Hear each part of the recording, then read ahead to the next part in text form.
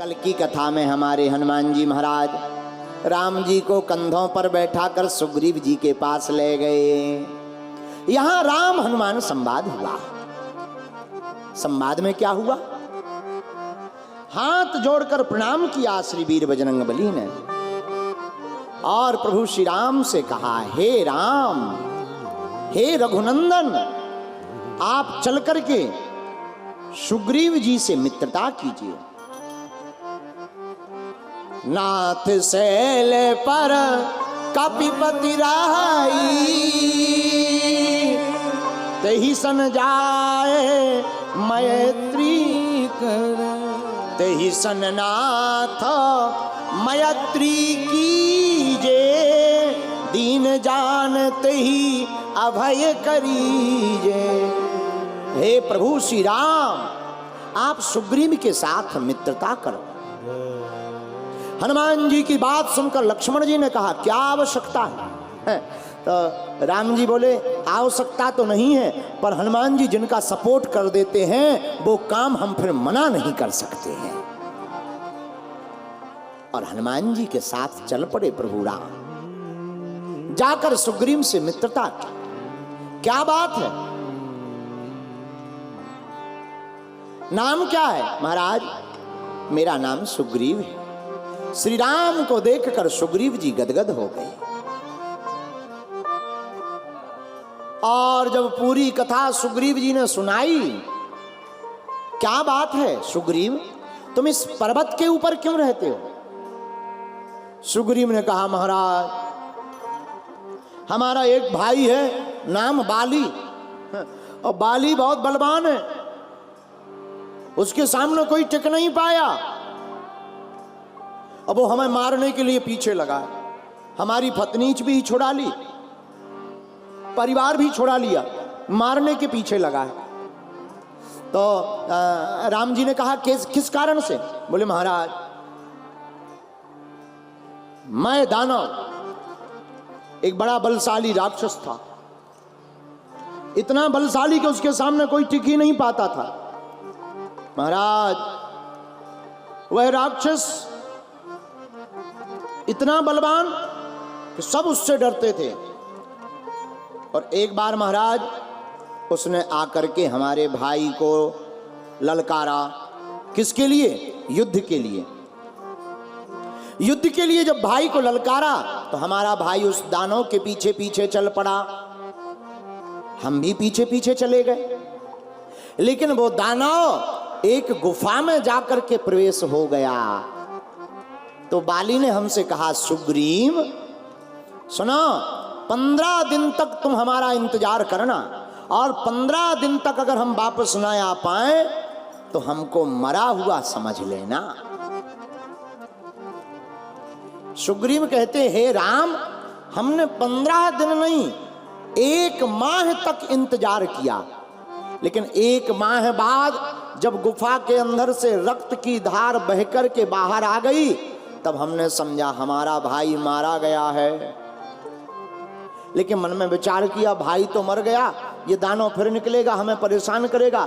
तो विशाल पत्थर की शिला लाकर हमने दरवाजे पर लगा दी, दरवाजा बंद कर दिया। हमें क्या पता था कि भाई नहीं मरा, दानव मरा।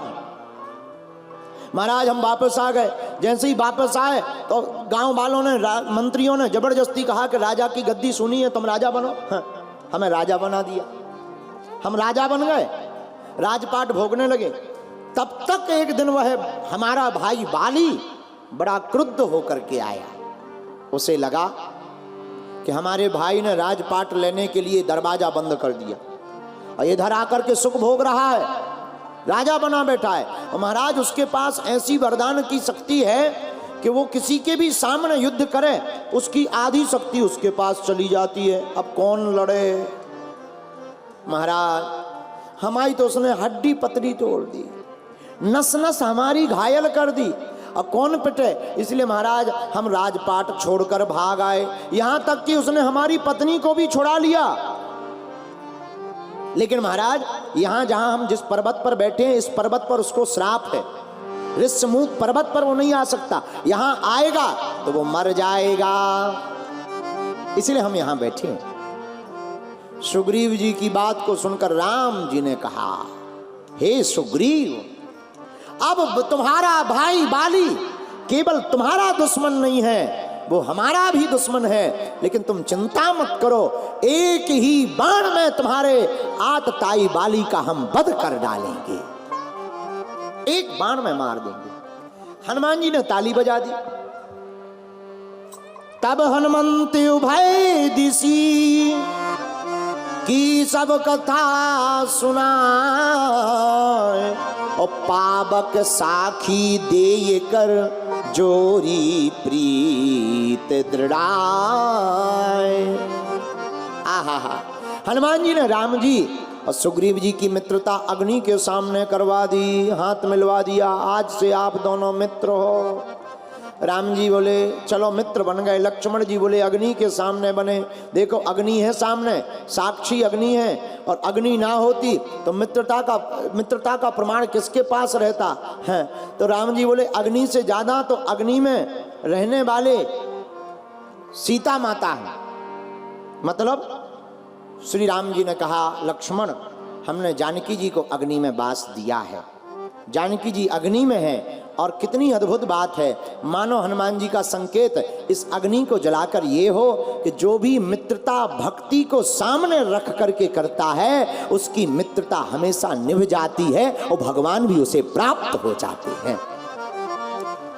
क्योंकि सीता जी हैं भक्ति, माता भक्ति सीता जी हैं। मित्रता हो गई, और जब मित्रता घनिष्ठ हो गई तब श्री राम ने कहा, आप चिंता मत करो,